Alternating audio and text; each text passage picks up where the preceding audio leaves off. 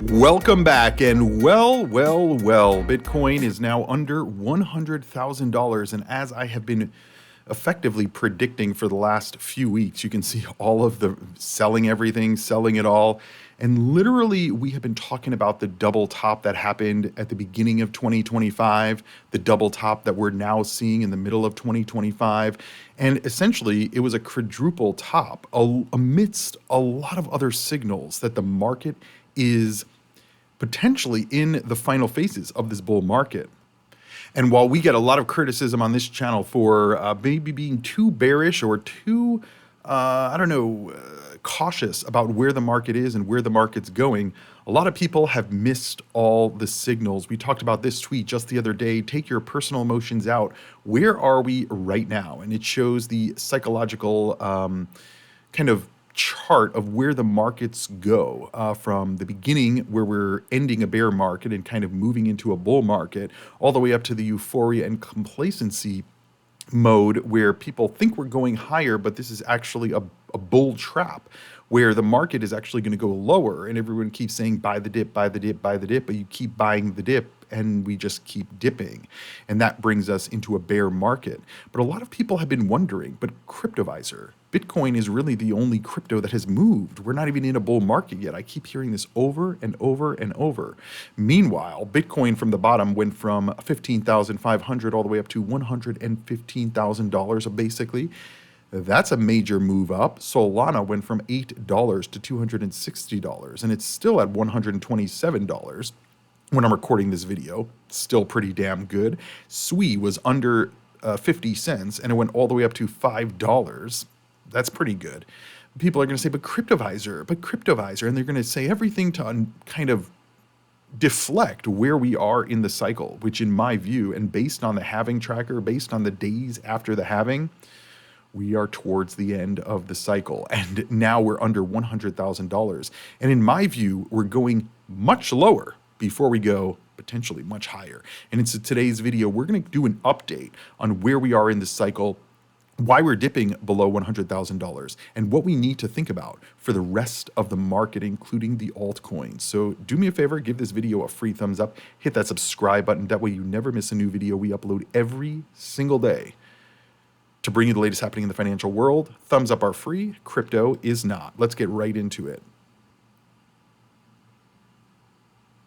Now, let's be clear. The people who watch my videos on a regular basis, like I said, they're not surprised that the market has dropped, right? I mean, I've been posting these kind of videos for 2 months now. And that's because in those videos, if you get beyond the thumbnail and the title and actually listen to the context of it, we give you all of the signals of where we are in the cycle. And again, if you even just zoom out, we are in a bull run. We are already very deep in a bull run. Because just because you bought towards the top of the market doesn't mean that you're owed or due from the market a major run up, right? We've already gone from $15,500 when everybody else was worried about what was going to happen after FTX. Was Binance going to go down? Was Grayscale going to go down? Was Coinbase going to go down? None of that happened. The only thing that went down was the market, and that was the time to buy. That was the macro bottom of the market. We were telling you on this channel to do that. Well, we don't really tell people what to do. I was telling you what I was doing, which was buying the market, and that was the right thing to do at that time. But now we're 2 years from the bottom of the market after FTX collapsed, and people still don't think that we're in a bull market, even though we're over $100,000. Double top. The top occurred November and January of 2025. And now we're retesting these levels. And so far, it's not looking too good. This literally, if you look at the chart here, we'll come back to the halving tracker in a minute. Again, look at this chart and look at disbelief. That is when FTX collapsed. That was the macro bottom of the market. And the market has moved up since then. And in my view, the beginning of 2025 was the euphoria. People may not have believed it. People may not have thought it. People may not have seen the same signals as previous cycles. But that's where it was. The other thing that I keep hearing over and over and over is Cryptoviser. But Cryptoviser, retail hasn't even shown up yet. It's like retail. I mean, guys, Who has been buying the market? It's Wall Street. It's the Bitcoin ETFs. You think that me and you and our neighbors and our coworkers and our friends and family, we're going to pump the market more than what Wall Street has done over the last couple of years? Nonsense, absolutely nonsense. And that's why the market hasn't really gone up. That's why everybody's pushing their money into altcoins and the altcoin market is going down because the big money is going into Bitcoin and has been going into Bitcoin. And that's pretty much it. And that's where the Bitcoin price has moved up substantially. But now we're at in my view, a quadruple top, right? Double top at the beginning of the year, double top where we are now, and really no support. There's this big pocket of air because the thing is, everybody is anticipating. Everybody, and again, it's not just on this channel, it's not just on YouTube. It's kind of the sentiment all over. People are saying, who are not really well versed on the market. Like most of you guys are pretty well versed on where the market is, where the market's going. You understand what my thesis is, whether you agree with it or not. You at least understand it. And this wasn't a surprise that we're under $100,000 and probably going to go lower, because people are saying, yeah, but MicroStrategy keeps buying. It's like, yeah, but they have to keep increasing their buying forever and they can't stop. The minute they stop, everything collapses. And that's not good for Bitcoin, right? And so when things get over leveraged and people are playing with way too much leverage, which is debt, which is money that they can't afford to lose, the market wipes those people out. It's like these people who are shorting the market or longing the market. Now, listen, I'm not saying that MicroStrategy's in a situation where they are going to get wiped out. I don't think that they will, but there's a lot of other companies that are getting in now, over $100,000. And I told you guys, we've already gone up 8x. That doesn't mean we can't go higher, but we've had basically no kind of relaxation period.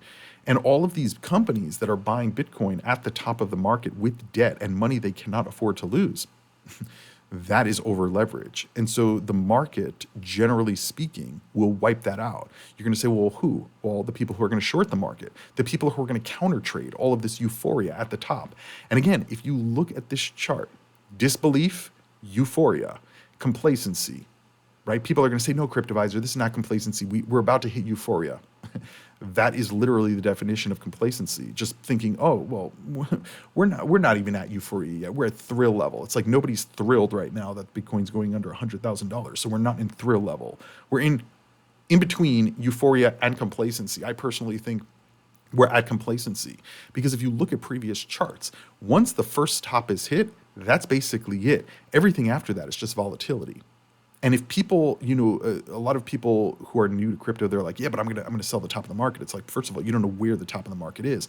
And second of all, a lot of the top of the market, it's a very quick wick, right? As soon as the candle hits that, boom, the market pulls it right back down and it doesn't hit those levels again. And so when you see a steady, right, 110,000, 110,000, 112,000, 110,000, and Wall Street is pumping all of this money in through all of these different debt vehicles, that is exit liquidity. Take that money because they're not going to be able to sell that Bitcoin. It's not that MicroStrategy can't sell the Bitcoin. They won't sell the Bitcoin because there's going to be no buyer on the other end of it, right? Because once MicroStrategy starts selling, the whole thesis around Bitcoin goes down. And so nobody's going to buy it because MicroStrategy is the one convincing all these companies to buy it. So if they're selling it, no other company's going to buy it. And then everything is going to collapse, right? You guys get it? And so that is what's going on with Bitcoin. But this doesn't mean there's not opportunity because a lot of these altcoin charts do not look like the Bitcoin chart. They actually look like they were in a bull run years ago. Let's look at, for instance, Solana.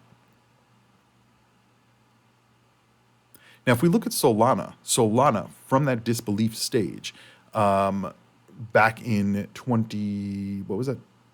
The FTX collapsed, end of 2022, we went down to $8. You can see that right here, $12, just for a very short period of time. And then we started moving up. So we went from $8 all the way up to $260. This is incredible moves. And since then, we've come down substantially. And you can see here on the chart as well, double top, right? Euphoria, complacency, boom, straight down. Once you get to complacency, pocket of air. And I think that's where we are with Bitcoin, right? Top, Complacency, straight down. And there's a lot of people like Cryptoviser, we're not going to go below 90,000. We're not going to go below 80,000.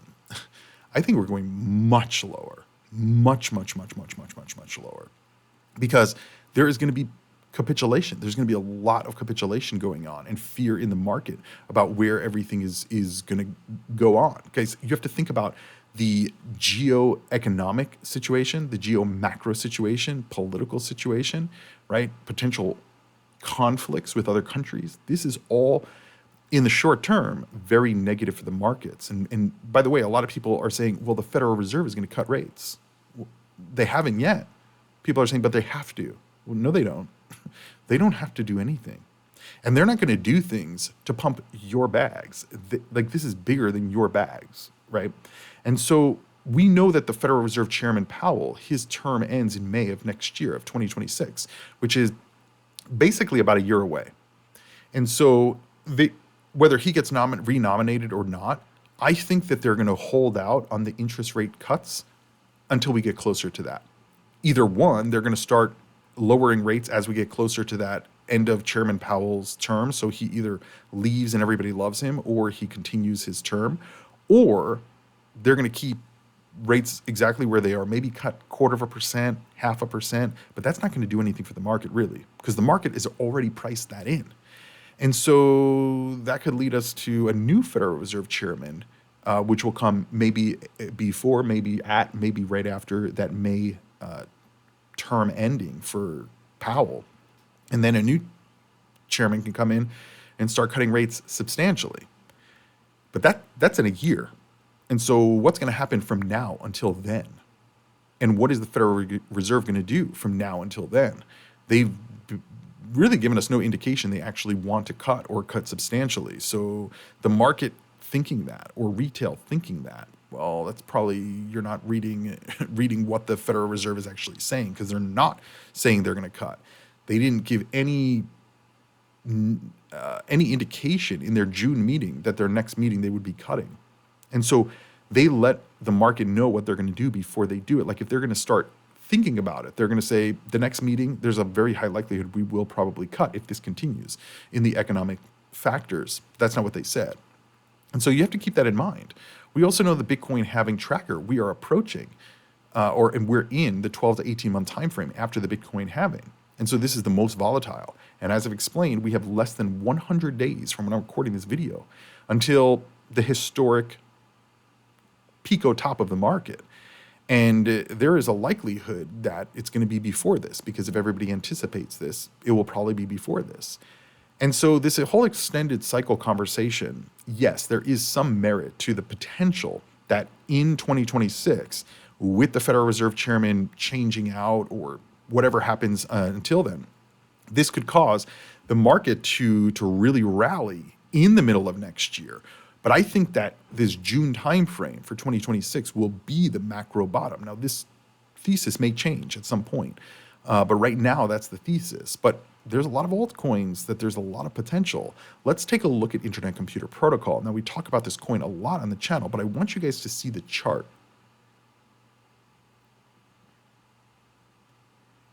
Because Internet Computer Protocol, this is another coin that I get a lot of, but Cryptoviser, we're not in a bull market. This is not a performing crypto. It's like, no, it did perform, and it performed very well. By the way, this was all before the AI narrative came out. In 2023, we hit $2.93. I made a video, and I told my viewers, guys, $2.93. It seems like this is the macro bottom for the bear market. Sure enough, that was accurate. $2.93 all the way up to $20, right? And so look at what happened. Euphoria, everybody was excited about it. Complacency, and then boom, straight down. Boom, straight down. That's exactly how the market cycle works from a psychological perspective here. On this chart, you can see euphoria, complacency, anxiety, denial, panic, anger, depression, disbelief. We are over here right now. We're on the other end of that of that because we've come down substantially since then, right? And people are still in disbelief. Oh, I can't believe internet computer, it hasn't performed. It's like, no, it did perform. Maybe you bought at the top, but this is where you have to understand how these market cycles work, because there are people buying Bitcoin right now at $100,000 saying, oh, I'm going to buy this dip. I'm going to buy this dip, having no concept of the fact that 100,000 versus $106,000, it's not really that big of a difference. And so buying at 106,000 versus buying at 100,000, it's really not that big of a difference. If you're buying, 1/10 of a Bitcoin, you're talking about a few $100s. If you're buying 1/100th of a Bitcoin, you're talking about like $10 or $20. It's not really that big of a deal. But if we go down to 50,000, that's a big deal because it's a 50% reduction. And if we get back to 100,000 after 50, that's a 100% increase, right? If you go from 100,000 and then down to 50, you're down 50%. If you go from 100,000 down to 50 and then back to $100,000, you're even. And that could take years, potentially. And so you have to understand, like, when the market is rotating, when all the signals are telling us that we are at the top of the market, those are the signals. Whether the signals are accurate or not, well, that's what you have to kind of take into account. What we do on this channel is we look at the macro. We look at all of the different scenarios. People are saying extended cycle. Meanwhile, we're literally at all-time record highs. People are saying bull market hasn't even started. We're at all-time record highs. People, like companies, are following the MicroStrategy thesis and starting to purchase Bitcoin at all-time record highs. People keep saying, but Cryptoviser, Wall Street is buying Bitcoin. No. They bought Bitcoin. Now, the Bitcoin ETFs, they're trading Bitcoin because the ETFs have billions of dollars of inflows and then billions of dollars of outflows. And so most people don't understand this whole macro view of everything. And that's why we make these videos. But the altcoin sector, in my view, is a great opportunity because as Bitcoin continues to drop and fear is in Bitcoin, this is where the rotation is going to occur. The smart money, the good investors, non-emotional, right? Because there's going to be a lot of people focused on Bitcoin. They're going to be like, oh my God, how low we're not going to go below 90,000. Then we go below 90,000. They're like, we're not going to go below 88,000. Then we go below 88,000. We're not going to go below 85,000. And they're just so focused on Bitcoin, they literally miss the rest of the market. And the rest of the market is telling us that it's setting up, right? Internet computer, we were just talking, macro bottom $2.93. We are right there with, and by the way, $2.93, that was before we had AI implementations. That was before we had Caffeine AI deploying and coding dApps directly to the internet computer. Like, this is very different time frame. And so the valuation where we were in 2023 is very different than where we are today. But the market cap is not matching that. The price is not matching the changes. But if we think about OpenAI, XAI, all these other AI companies, a lot of them haven't gone public yet, but they're getting very, very close. And so maybe in the second half of 2025, we're going to see the AI boom again. Or maybe the beginning of next year, we're going to see the AI boom again.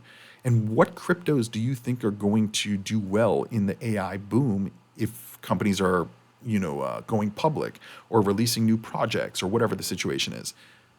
The AI cryptos. And not just the AI cryptos that can do things like internet computer.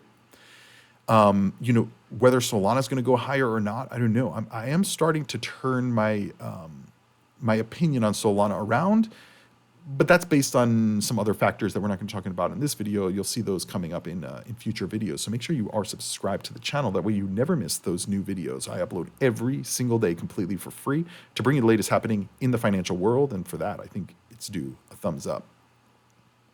But we're hearing a lot of other cryptos as well, and we're going to see a rotation. XRP, if you believe in the thesis around XRP, the ETFs that are coming out, I mean, these are potentially going to push the market higher. But generally speaking, I believe that ETF approvals will be a net negative in the medium term. The short term, we'll probably see a lot of hype around it, but then people are going to be selling into that exit liquidity because that's exactly what Wall Street coming into the market is, exit liquidity. If you didn't take advantage of the exit liquidity, Well, you haven't been listening, right? You haven't been learning about what this exit liquidity is. Because listen, I'm not telling you guys my thesis is 100% accurate because it's not, and we're wrong a lot on this channel. But you don't have to be right 100% of the time in investing or in trading. You have to make a few good trades to offset all the ones that didn't work out. But guys, look at the euphoria, right? People, oh no, we haven't even started the bull market. It's like, what? IPO of Circle, the IPO price was $30. We're almost 10x that, and this is just based on a treasury company, right? The market cap of this what do you call it? Stock is basically almost on par with what their market cap in terms of USDC issued is, which is also getting to the extremely overvalued side. But this shows that Wall Street is in control. This has nothing to do with retail anymore. This is all about Wall Street. So you have to look at and anticipate what Wall Street is going to do, with these ETFs. Like people are going to say, oh, well, a Solana ETF got approved, a Cardano ETF, an XRP ETF got approved, so they're going to be buying. No, they're going to buy. Like they're going to make one buy and then see what happens. And if the macro is looking negative, with either in stocks or in crypto, Wall Street is just going to pull the money out. We've seen them do this with the Bitcoin and Ethereum ETFs as well. And so Wall Street is in control. You have to focus on what Wall Street's doing, not what the chart is doing. Because that's what a lot of people are going to do. They're going to say, oh my God, we're under $99,000. What do we do? What do we do? Should I buy? I'm going to buy the dip. I'm going to buy the dip. All these YouTubers saying buy the dip. And this is FOMO. This is literally FOMO. And when you can identify FOMO that easily, just based on market sentiment, it's a top signal. It's not that I wanted this to be the top, but it looks like it's going to be the top of the market.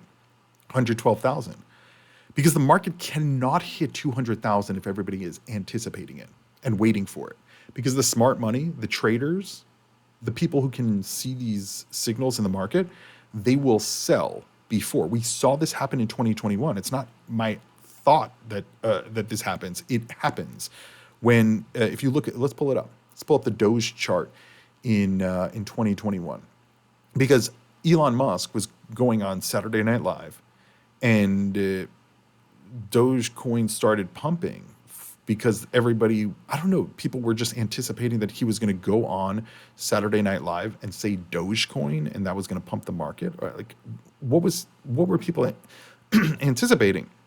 So everybody thought, they were like, oh, I'm going to wait till Dogecoin hits $1 and then I'm going to sell. And you can see the run up, right? Beginning of the year under 1 penny, all the way up to about 5 cents. And then the run up began when, like a month before he went onto Saturday Night Live. And you can see right here, boom, move up to 40 cents. And then we took a little bit of a dip to 20 cents. And then it started moving up.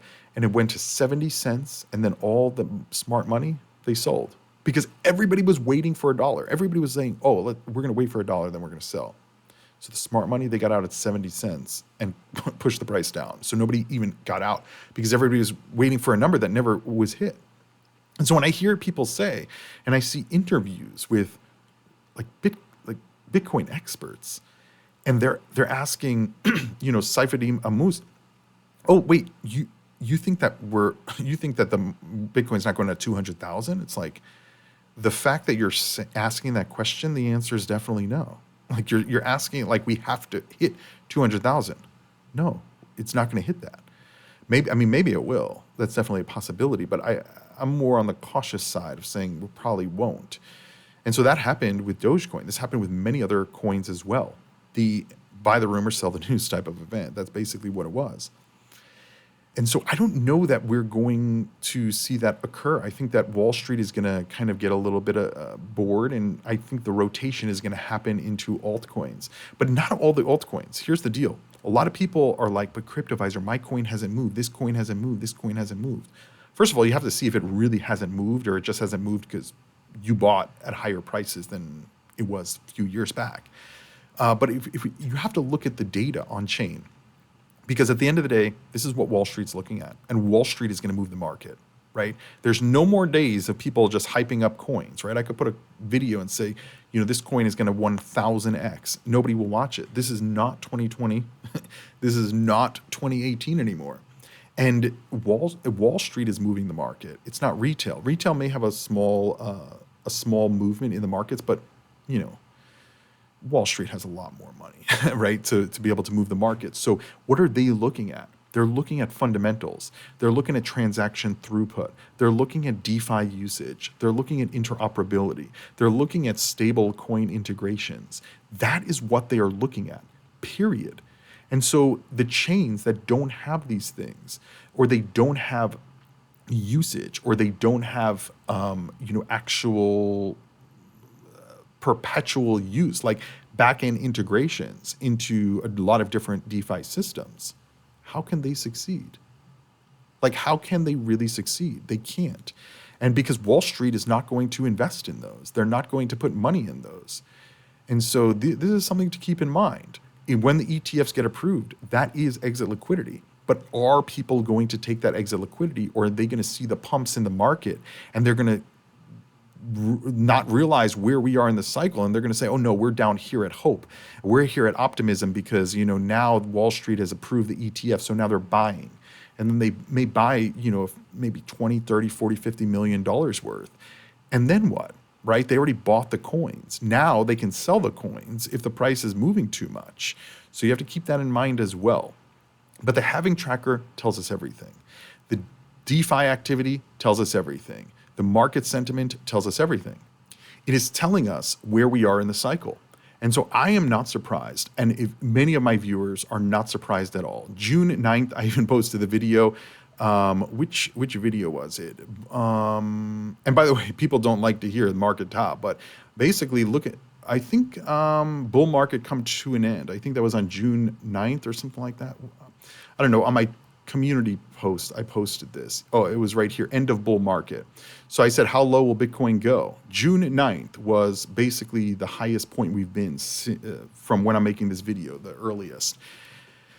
And I posted a video that day that the bull market was over, and people don't want to hear it, People don't want to hear that the market is over and they didn't sell. But by understanding that the bull run is at least taking a breather and is going to dip, right? You still can take action in your portfolio, right? You want to have money on the side if we get to $50,000 Bitcoin, because believe it, there are going to be companies, MicroStrategy, they're going to buy a lot more if we hit that low. And a lot of the movement in the price of Bitcoin has nothing to do with whether MicroStrategy and other companies are buying billions or not. Because if the dollar is rising in purchasing power, that makes the price of Bitcoin lower because your dollar's stronger. And so, and the dollar strength can be moved based on a basket of other currencies. So there's a lot of dynamics at play here. It's not just one thing. It's not just, oh, people are buying Bitcoin. Okay, but the price can still go down because of other factors. We're pricing this in a dollar. And the dollar's purchasing power is basically based off a basket of other currencies. And those currencies are based off a basket of other currencies. And those currencies are a basket of other currencies. So there's a lot of dynamics at play here. You just have to be able to understand where we are in the cycle. I believe that we are ending the complacency phase, at least in Bitcoin. Altcoins is a different story. A lot of altcoins are down here in the anger, depression, or disbelief phase, and we potentially then go from disbelief, right? It wraps around to the next beginning of the chart, and we may be in for another run. Because a lot of coins, the last time they run was in 2023, right? Into 2024. And so that was over a year and a half ago. And so year and a half of downtime could lead us to a mini bull market here. But again, a lot of dynamics at play. How low do you think we are going to go? I definitely think the more people are saying buy the dip, the more people are saying that we're not going to go below. And people are saying, well, this chart says possible resistance at 88,000. That's one thing.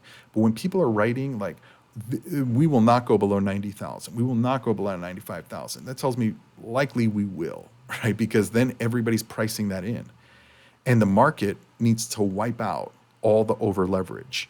Remember what happened with the FTX collapse. It wasn't just FTX. It was BlockFi, Terra Luna, 3 Hours Capital, Celsius, Voyager, BlockFi, keep going on and on. It was a lot of different companies, all tied to the same thing. And so if the dollar, if the debt, if the treasury, if the interest rates move in a certain direction, Like, for instance, the Federal Reserve chair can say we're going to lower interest rates, and the market may not think that's the greatest thing. Boom, dollar value goes up. So now your dollars are more powerful. Yes, you can take out more debt, but the price of the assets go down because there's more access to those dollars to buy those same things. And so supply demand comes into play. You got to keep that in mind. You got to keep in mind what's happening around the world, uncertainty. The market doesn't like uncertainty. It doesn't really mind knowing things are good or bad. It just doesn't like not knowing, right? Just like we don't like not knowing. And so when you have that uncertainty, and people are like, but Cryptoviser, you're saying that we're in a bear market, and they're saying we're in a bull market, or you're saying that the market's going to go down, and they're saying the market's going to go higher. What do I do? That is uncertainty. That tells me the market is uncertain. And if the market is uncertain and you're uncertain, what do you think is going to happen to the price? We're going to go up because everybody's uncertain. We're going to go up? No. Beginning of the pandemic, every market went down. The situation that just occurred with the US and Iran, the market went down. It does not like uncertainty. And is the uncertainty going to clear up overnight? Highly unlikely. Is it going to clear up in a few weeks? Highly unlikely. But beware, because the bulls are getting trapped here. Because if we go back to 105,000, which again, it's not that big of a difference, it's a 5% move. If we go back to 105,000, the bulls are going to say, you see, the bears were wrong. we got this, 105, but that's the trap. That's the trap for the bulls, right? Because in complacency, what you can see here is a lot of movement in the price, right? A lot of fluctuations. What have I been saying? 12 to 18 months after the Bitcoin halving. We are in that time frame. We're in 13 to 18 months since the Bitcoin halving. Very volatile. Very, very volatile. We can go down to 50,000 overnight and then go back to 100,000, then go back to 40,000, then go back to 110,000 within a matter of days, hours, weeks. But it's going to happen so fast, a lot of people are not going to know what to do because they're going to be uncertain when they should be certain, right? Right now, the market is uncertain, we're uncertain, be uncertain. But if we drop to $50,000, there's nothing to be uncertain about, right? Because we know what Wall Street is going to do at that point. We don't have to do it immediately, right? Because again, there's a lot of other factors at play here. Federal Reserve, what are they going to do next year? Is the interest rates going to get lowered? Is the geopolitical tensions going to be resolved?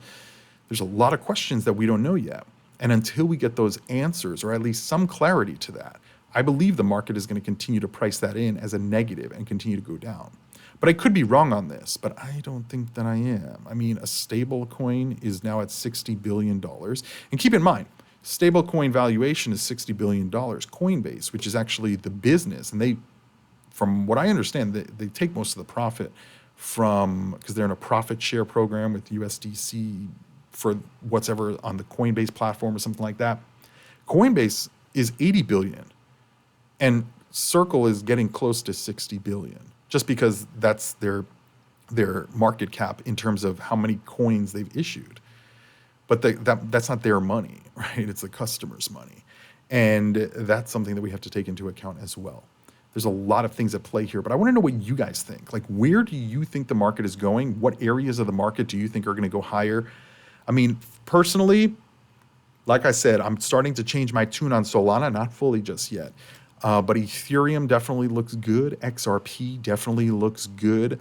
The SWI blockchain, I would stay far away from. There's going to be a significant, as we go higher in the price, or if the billionaires are uncertain, they're going to be selling, okay? And this is all profit for SWI. That's the issue with these first cycle blockchains. Remember what I said in the previous cycle. Going forward, I'm not investing in cryptos that haven't been through 3 market cycles, a bull, bear, bull, or bear, bull, bear. Why did I say that in the last cycle? Because a lot of these coins that first come out and they get these unlocks, and then the insiders just sell them into oblivion. In the bull market, they're selling them into oblivion, into your bags, and you will be holding the bag for that. They did that with Solana last cycle. They're going to do it with SWI this cycle. I think they're currently doing it with SWI. Chainlink is definitely one that I think is going to be a good one. Stellar is getting more interesting because of some of the integrations that we've been seeing with regulated entities. Avalanche is also one. I'm going to be doing a separate video with Avalanche information in that. Litecoin, I don't know. Monero, I don't know. Hedera, very interesting as well. There's a lot going on around the world with Hedera and the Hedera Governing Council. Remember, it's basically controlled by large global corporations.